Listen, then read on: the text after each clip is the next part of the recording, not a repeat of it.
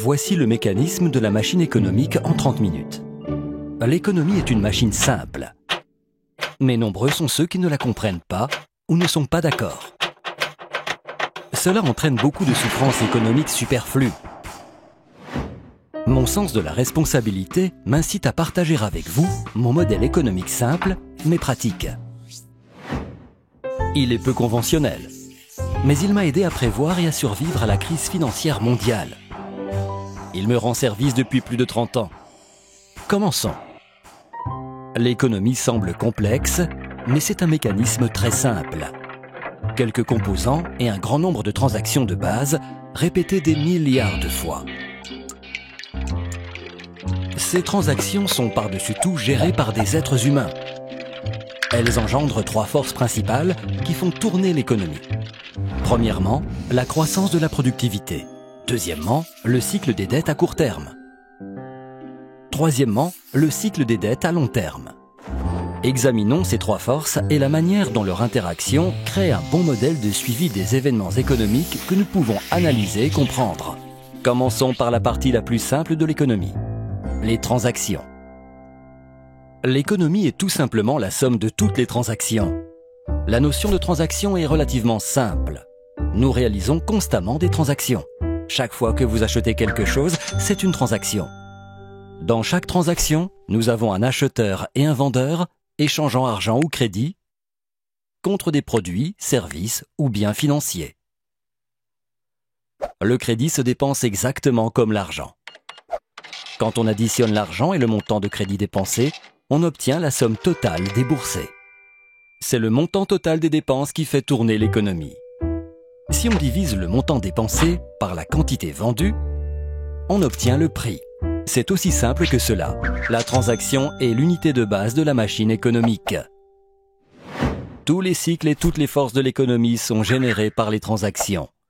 Donc, si nous comprenons les transactions, nous comprenons l'économie.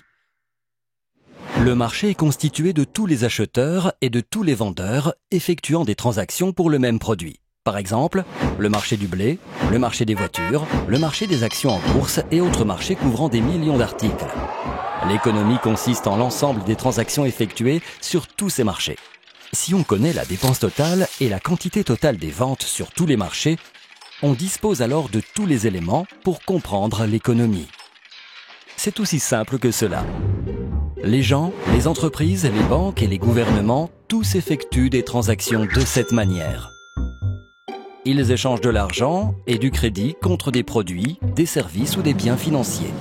Le plus grand acheteur et vendeur est le gouvernement avec ses 2 composantes.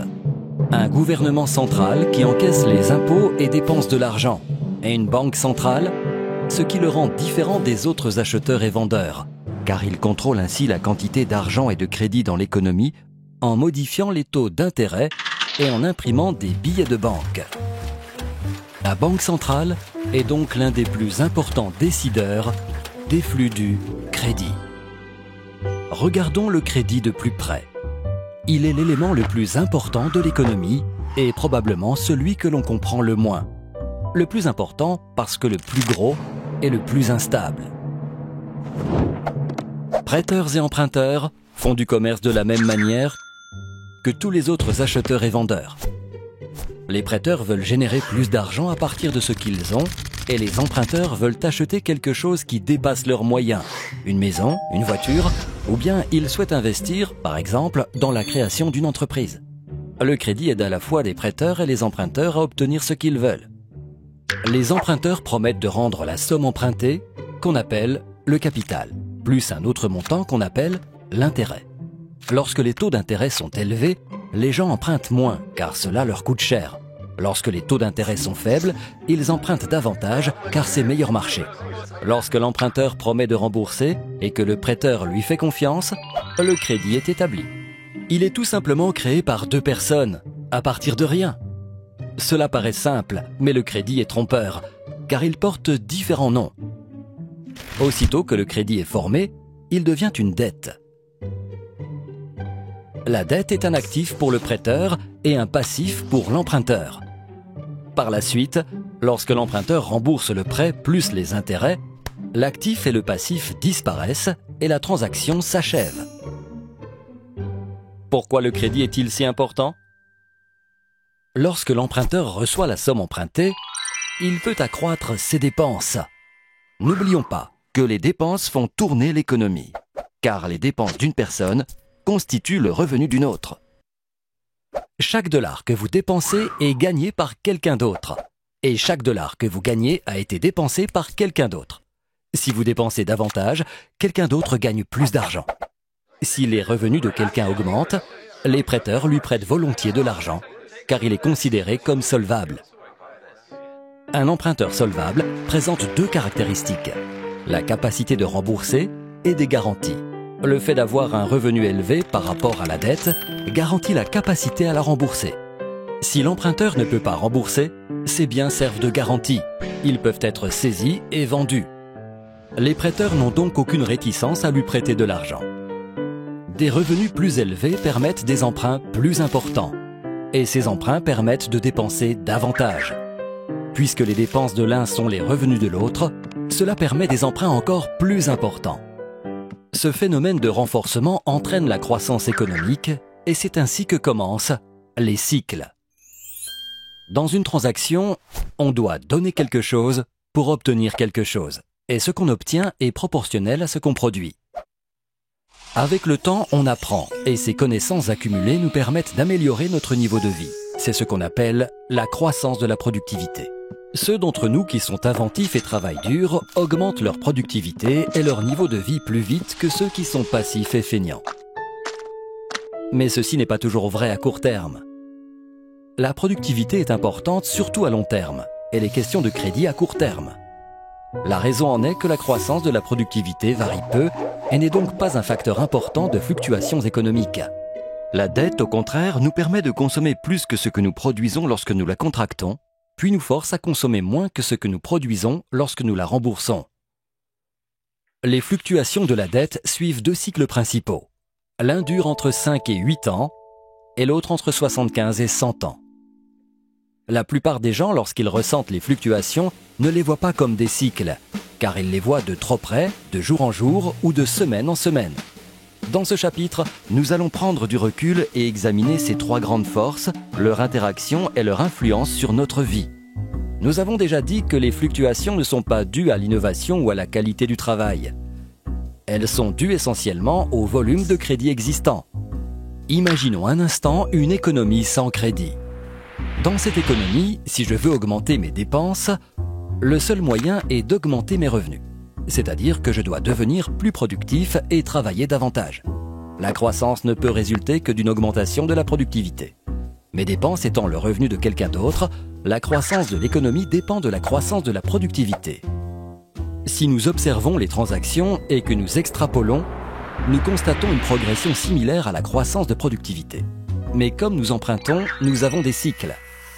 Ces cycles ne résultent d'aucune loi ni règlement. Ils sont dus à la nature humaine et à celle du crédit. Emprunter, c'est comme étirer ses dépenses vers l'avenir. Pour acheter quelque chose que je ne peux pas me permettre, je dois dépenser plus que je ne gagne.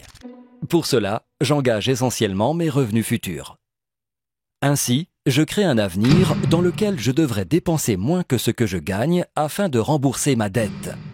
Cela prend très vite une tournure cyclique. Tout simplement, chaque fois que j'emprunte, je crée un cycle. C'est vrai aussi bien des personnes que de l'économie. C'est pour cette raison qu'il est si important de comprendre la notion de crédit, car c'est elle qui enclenche le mécanisme prévisible des événements économiques futurs. C'est cela qui rend le crédit différent de l'argent. L'argent permet de régler des transactions. Lorsque vous achetez une bière avec de l'argent liquide, la transaction s'achève immédiatement. Mais si vous achetez votre bière à crédit, vous vous créez une ardoise. Vous promettez de payer plus tard. Vous et le barman créez un actif et un passif. Vous avez fabriqué du crédit à partir de rien. L'actif et le passif disparaîtront uniquement lorsque vous aurez payé l'ardoise, que la dette aura disparu et que la transaction sera achevée. Ce que la plupart des gens appellent de l'argent est en réalité du crédit. Le montant total de crédit des États-Unis est d'environ 50 billions de dollars, contre près de 3 seulement pour le montant total de l'argent. N'oubliez pas que dans une économie sans crédit, le seul moyen d'augmenter la dépense est de produire davantage. Mais dans une économie avec crédit, on peut augmenter la dépense en empruntant. Dans une économie avec crédit, on dépense davantage. À court terme, le revenu augmente plus rapidement que la productivité, mais pas à long terme. Malgré cela, le crédit n'est pas forcément une mauvaise chose forçant des cycles. Il est mauvais quand il finance une consommation exagérée qui ne peut être remboursée. Il est bon quand il distribue des ressources de manière pertinente et produit du revenu qui vous permet de rembourser la dette. Par exemple, si vous empruntez pour acheter un plus grand poste de télévision, cela n'engendre aucun revenu vous permettant de restituer la dette. Mais si vous empruntez pour acheter un tracteur, et que ce tracteur vous assure de meilleures récoltes, donc un meilleur revenu, vous pourrez rembourser votre dette et améliorer votre niveau de vie. Dans une économie avec crédit, nous pouvons suivre le fil des transactions et constater comment le crédit permet la croissance. Laissez-moi vous donner un exemple. Si vous gagnez 100 000 $ par an et que vous n'avez aucune dette, on est prêt à vous accorder un crédit de 10 000 $, par exemple sur votre carte de crédit. Vous pouvez donc dépenser 110 000 $, même si vous en avez gagné 100 000. Vos dépenses constituant le revenu de quelqu'un d'autre, quelque part, quelqu'un gagne 110 000 $. Cette personne gagnant 110 000 $ et n'ayant aucune dette peut emprunter 11 000 $ et peut donc dépenser 121 000 $, même en ayant gagné uniquement 110 000 $. Ces dépenses constituent le revenu de quelqu'un d'autre. Et en suivant le fil des transactions, nous commençons à comprendre le processus d'auto-renforcement. Mais n'oublions pas que les emprunts créent des cycles et qu'après une phase de croissance vient inévitablement une baisse. C'est le cycle de la dette à court terme. L'activité économique augmente. Nous constatons une expansion. C'est la première phase du cycle de dette à court terme. La dépense augmente et les prix avec. Car l'augmentation de la dépense est alimentée par le crédit. Crédit que l'on crée à partir de rien. Lorsque le volume des dépenses et des revenus augmente plus rapidement que celui de la production, les prix montent. Quand les prix montent, c'est ce qu'on appelle l'inflation. La Banque centrale ne veut pas trop d'inflation, car elle est source de problèmes. Lorsque les prix augmentent, la banque augmente les taux d'intérêt. Lorsque les taux d'intérêt sont plus élevés, moins de gens peuvent se permettre d'emprunter et le coût de la dette existante augmente. Imaginez le versement mensuel de votre carte de crédit en hausse. Les gens empruntent moins, mais doivent rembourser davantage. Ils ont moins d'argent disponible, donc les dépenses diminuent. Et comme les dépenses de l'un sont les revenus de l'autre, les revenus diminuent aussi, etc. Lorsque les gens dépensent moins, les prix baissent. C'est la déflation. L'activité économique diminue et nous avons une récession. Lorsque la récession devient extrême et que l'inflation n'est plus un problème, la Banque centrale baisse les taux d'intérêt pour relancer le processus. Avec des taux d'intérêt plus bas, le remboursement de la dette est réduit, l'emprunt et la dépense reprennent, et nous avons une nouvelle expansion. Vous voyez bien que l'économie marche comme une machine. Dans le cycle à court terme, la dépense est limitée uniquement par la volonté des prêteurs et emprunteurs à fournir et à recevoir du crédit. Lorsque le crédit est disponible, l'économie est en phase d'expansion. Lorsque le crédit n'est pas disponible, l'économie est en phase de récession. Notez que ce cycle est contrôlé principalement par la Banque centrale. Le cycle de dette à court terme dure entre 5 et 8 ans et se répète constamment. Mais remarquez que le maximum et le minimum de chaque cycle sont caractérisés par une croissance et une dette plus grande que celle du cycle précédent. Pourquoi ? Parce que les gens font pression. Nous avons tendance à emprunter et à dépenser davantage plutôt qu'à rembourser nos dettes. C'est dans la nature humaine. Pour cette raison, sur de longues périodes, la dette augmente plus rapidement que le revenu, formant ainsi le cycle de dette à long terme. Malgré l'endettement croissant des gens, les prêteurs leur accordent plus facilement du crédit. Pourquoi ? Parce que nous sommes tous convaincus que tout va bien. Les gens se concentrent uniquement sur les événements récents. Et quelles sont les dernières nouvelles ? Les revenus ont augmenté. La valeur des biens financiers a augmenté. La bourse est prospère. Nous sommes en croissance. L'achat de produits, services ou actifs financiers avec de l'argent emprunté devient rentable. Lorsque cette tendance se généralise, nous appelons cela une bulle. Même si la dette ne fait que croître, le revenu augmente presque aussi rapidement et compense. Le quotient entre la dette et le revenu s'appelle le poids de la dette. Tant que le revenu continue à croître, le poids de la dette reste gérable. Au même moment, la valeur des biens financiers atteint des sommets. Les gens empruntent énormément pour acheter des biens en tant qu'investissement, ce qui fait d'autant plus monter leur prix. Les gens se sentent riches. Même lorsqu'ils accumulent les dettes, l'augmentation du revenu et de la valeur des biens financiers permettent aux emprunteurs de rester solvables encore longtemps. Mais cette situation ne peut pas durer indéfiniment. Un jour, cela cesse. Pendant des décennies, le poids de la dette a augmenté lentement, les remboursements sont devenus plus lourds. À un moment donné, le remboursement de la dette grandit plus vite que le revenu. Les gens sont forcés de réduire la dépense. La dépense de l'un constituant le revenu de l'autre, les revenus commencent à baisser, ce qui rend les gens moins solvables et ralentit les emprunts. Les remboursements de dettes continuent à grossir, ce qui diminue encore plus la dépense, et le cycle s'inverse. On dépasse le sommet de la dette à long terme. Le poids de la dette est devenu trop lourd. Pour les États-Unis, l'Europe et la plupart des pays, tout ceci est arrivé en 2008. Pour la même raison que c'est arrivé au Japon en 1989 et aux États-Unis en 1929. L'économie rentre en phase de désendettement. Les gens réduisent leurs dépenses. Les revenus diminuent. Le crédit disparaît. Les prix des biens financiers s'effondrent. Les banques sont aux abois. La bourse s'affole. Les tensions sociales augmentent. Et tout le processus reprend en sens inverse. Les revenus diminuent. Les remboursements de dettes augmentent. Les emprunteurs sont coincés. Ils ne sont plus solvables. Le crédit s'effrite et les emprunteurs ne peuvent plus emprunter assez d'argent pour rembourser leurs dettes. Pour compenser ce manque, les emprunteurs sont forcés de vendre des biens, inondant ainsi le marché en même temps que les dépenses diminuent. C'est alors que la bourse s'écroule. Le marché de l'immobilier et les banques se trouvent en difficulté. Le prix des biens et la valeur des garanties s'effondrent. Les emprunteurs deviennent encore moins solvables. Les gens se sentent pauvres. Le crédit disparaît rapidement. Moins de dépenses, moins de revenus, moins de richesses, moins de crédits, moins d'emprunts, etc. C'est un cercle vicieux. Cela ressemble à une récession, mais la différence est qu'on ne peut pas baisser les taux d'intérêt pour résoudre le problème. En période de récession, on baisse les taux d'intérêt pour stimuler l'emprunt. Mais en période de désendettement, cette démarche est futile, car les taux d'intérêt sont déjà bas, presque à 0%. Et l'effet de stimulation n'existe plus. Les taux d'intérêt des États-Unis étaient à 0% lors du désendettement des années 1930 et à nouveau en 2008.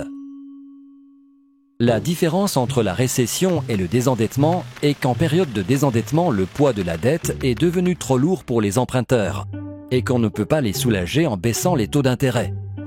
Les prêteurs comprennent que les dettes sont trop lourdes pour pouvoir être jamais remboursées. Les emprunteurs ont perdu leur capacité à rembourser et leurs garanties ne valent plus rien. Ils sont handicapés par la dette et ne veulent plus emprunter. Les prêteurs cessent de prêter, les emprunteurs cessent d'emprunter. Pensez à une économie qui n'est plus solvable. Exactement comme un individu. Où en est le désendettement ? Le problème est que le poids de la dette est trop lourd et qu'on doit l'alléger. Il existe 4 manières de le faire. Premièrement, les particuliers, les entreprises et les gouvernements réduisent les dépenses. Deuxièmement, on réduit la dette en la restructurant. Troisièmement, on redistribue les richesses des nantis vers les défavorisés. Quatrièmement, la Banque centrale imprime de l'argent.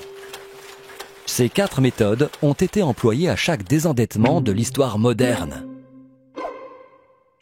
On commence en général par réduire les dépenses. Les particuliers, les entreprises, les banques et même le gouvernement se serrent la ceinture, réduisent les dépenses pour pouvoir rembourser la dette. On appelle cela l'austérité. Si les emprunteurs cessent de contracter de nouvelles dettes et remboursent les anciennes, on pourrait s'attendre à ce que le poids de la dette diminue. Mais en réalité, c'est l'inverse. Si on réduit la dépense et que la dépense de l'un est le revenu de l'autre, les revenus diminuent plus rapidement que le remboursement de la dette, et le poids de la dette devient encore plus lourd. Nous avons déjà vu que ces mesures d'austérité sont déflationnistes et douloureuses. Les entreprises doivent réduire les dépenses, ce qui signifie moins d'emplois, donc plus de chômage. L'étape suivante est l'obligation de réduire la dette. De nombreux emprunteurs sont incapables de rembourser leurs dettes. Et la dette de l'emprunteur constitue l'actif du prêteur. Lorsque les emprunteurs ne peuvent pas rembourser les banques, les clients de la banque se demandent si la banque pourra leur rendre leur argent et se précipitent pour vider leurs comptes. Les banques sont à sec et les particuliers, les entreprises et les banques ne peuvent plus assumer les échéances. Cette sévère contraction économique est une dépression. Un important facteur de la dépression est que les gens découvrent que leur richesse était fictive. Revenons au bar. Si vous achetez une bière et l'inscrivez sur l'ardoise, vous promettez de rembourser le barman. Votre promesse devient son actif. Mais si vous ne tenez pas votre promesse, si vous ne le remboursez pas, votre ardoise ne vaut plus rien. L'actif du barman ne vaut plus rien.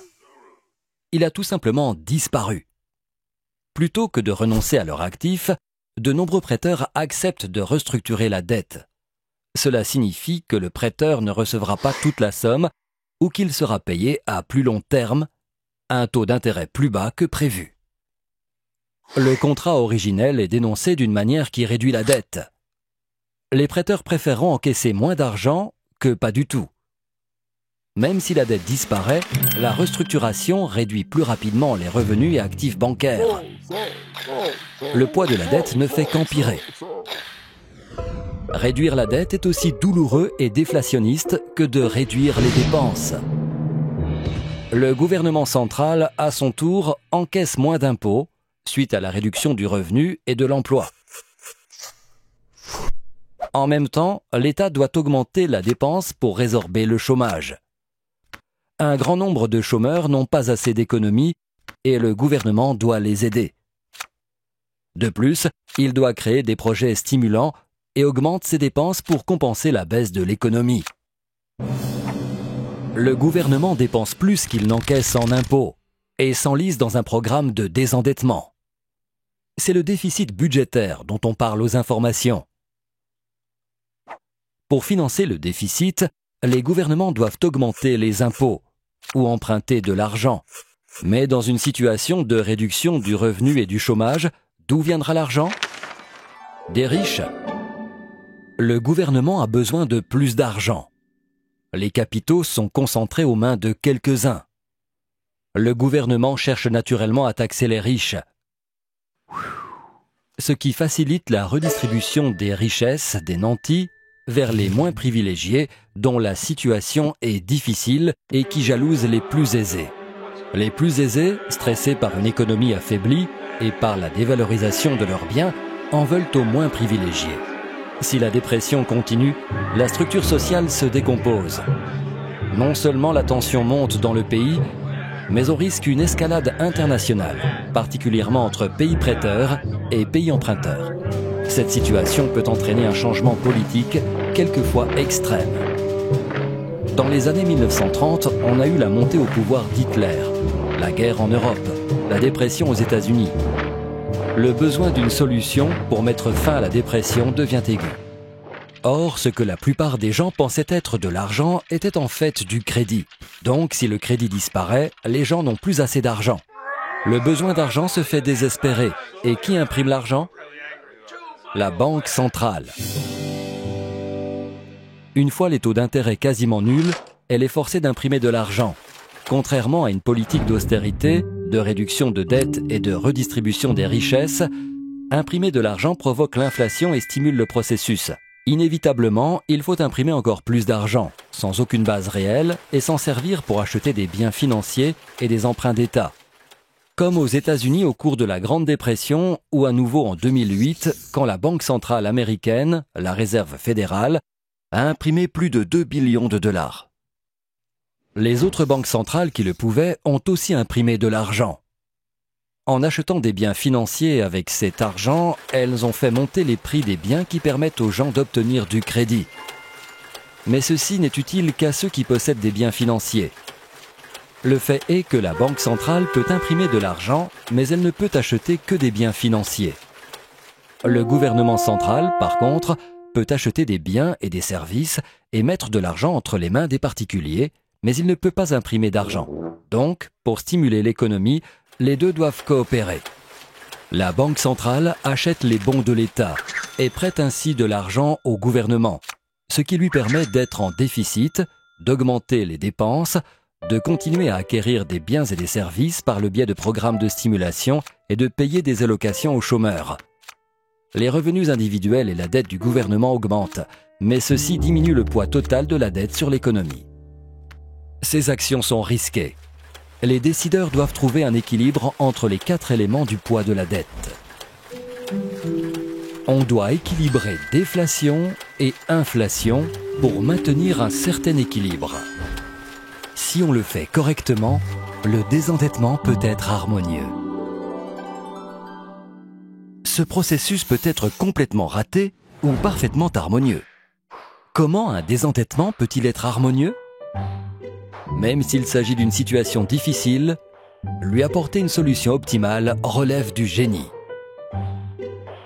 Bien plus que les excès d'une phase d'endettement mal équilibrée. Dans un désendettement harmonieux, la dette se réduit proportionnellement aux revenus, la croissance économique réelle est positive et l'inflation n'est plus un problème. Elle résulte d'un bon équilibre. Cet équilibre requiert un certain cocktail d'austérité, de réduction de la dette, de transfert des richesses et d'impression de billets de banque, maintenant la stabilité économique et sociale. Les gens se demandent si imprimer de l'argent cause l'inflation. Cela n'arrivera pas si l'inflation compense la perte de crédit. N'oubliez pas que tout repose sur la dépense. Un dollar dépensé sous forme d'argent a le même effet sur les prix qu'un dollar dépensé à crédit. En imprimant de l'argent, la Banque centrale compense la disparition du crédit par un accroissement du volume d'argent. Pour inverser la vapeur, la Banque centrale doit non seulement encourager la croissance du revenu, mais aussi veiller à ce que le taux de croissance du revenu soit plus élevé que le taux d'intérêt sur la dette accumulée. Que signifie tout cela ? Tout simplement que le revenu doit croître plus rapidement que la dette. Par exemple, supposons un pays en cours de désendettement ou avec un rapport dette-revenu de 100%. Cela signifie que la dette est égale au total du revenu de tout le pays en un an. Supposons un taux d'intérêt de 2% sur cette dette.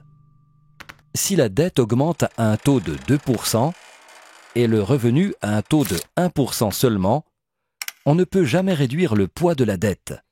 On doit imprimer assez d'argent pour que le taux de croissance du revenu dépasse le taux d'intérêt. Cependant, on dépasse rapidement les bornes car imprimer de l'argent est une solution facile que les gens préfèrent à d'autres mesures. Le secret est d'éviter d'en imprimer trop et d'entraîner ainsi une inflation inacceptable comme l'Allemagne l'a fait dans les années 1920. Si les décideurs trouvent un équilibre correct, le désendettement se passe bien. La croissance est lente, mais le poids de la dette diminue et le désendettement est réussi. Lorsque le revenu commence à augmenter, les emprunteurs semblent plus solvables. Dans cette situation, les prêteurs acceptent à nouveau de prêter de l'argent. Le poids de la dette commence enfin à diminuer. Lorsqu'ils peuvent emprunter, les gens dépensent davantage. L'économie se développe à nouveau, entrant ainsi dans la phase de reflation du cycle de dette à long terme. Le processus de désendettement peut être terrible s'il est mal effectué. S'il est bien conduit, il peut finalement régler le problème. Il faut compter un peu plus de 10 ans pour éliminer le poids de la dette et redémarrer l'activité économique. C'est pour cela qu'on parle de décennies perdues. Évidemment, l'économie est un peu plus complexe que ce modèle ne le suggère. La superposition du cycle de dette à court terme sur le cycle de dette à long terme l'appui de ces deux cycles sur la courbe de croissance de la productivité nous permet de bien comprendre où nous sommes, où nous étions et où nous allons.